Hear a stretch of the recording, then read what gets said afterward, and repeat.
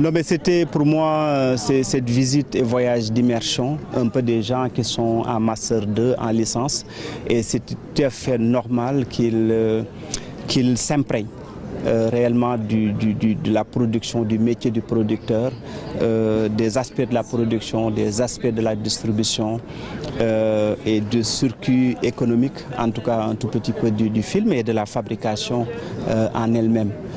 Et comment également qu'on arrive à faire les films, à monter les coproductions avec l'Europe. Donc pour moi, cette voyage est voyage d'immersion et c'est important dans la décision, dans leur décision future pour demain du choix, devenir producteur, être dans la distribution, être tout simplement technicien ou conseiller artistique. Et ça cadre tout à fait avec ce qu'on appelle le management culturel aussi. Vous avez regardé le film que le Sénégal qui a représenté le Sénégal à Cannes? Absolument, j'étais là en début de festival, donc j'ai eu la chance de le voir. Et ça a été l'une des raisons de contacter Omar, c'est que j'ai beaucoup aimé le film. J'ai trouvé qu'il y avait vraiment une invention esthétique et narrative dans le film, quelque chose de très onirique qui m'a beaucoup plu. Donc je pense que c'est vraiment un film qui a des chances pour le palmarès. En tout cas, j'y crois. Et je vous souhaite beaucoup de chance pour le palmarès, vraiment. Merci. Et vos étudiants, ils sont en master, c'est ça? Ils sont en licence et en master. Voilà, dans quelle filière? De communication. Et en fait, en dernière année, ils se spécialisent dans la communication et le cinéma. Et donc voilà, les premières années ne sont pas spécialisées, la dernière année l'est. Est-ce que vous particulièrement vous intéressez au cinéma africain?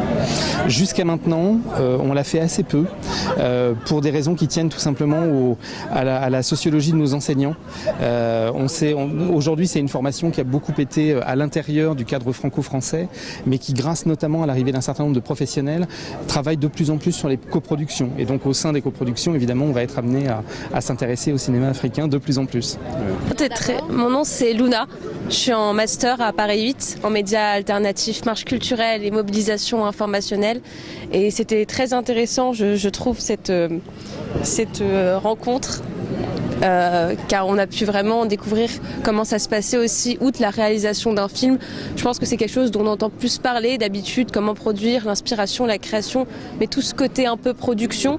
Du moins, moi j'entendais plus parler des conflits entre réalisateurs et producteurs, alors que là, avoir l'avis du coup d'un producteur, ça montrait vraiment la complexité pour produire un film en termes de budget, de lois juridiques, de droits.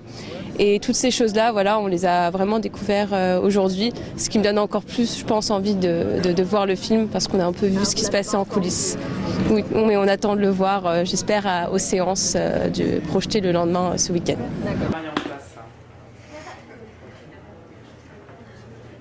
Ça va? Ouais, c'est pas mal.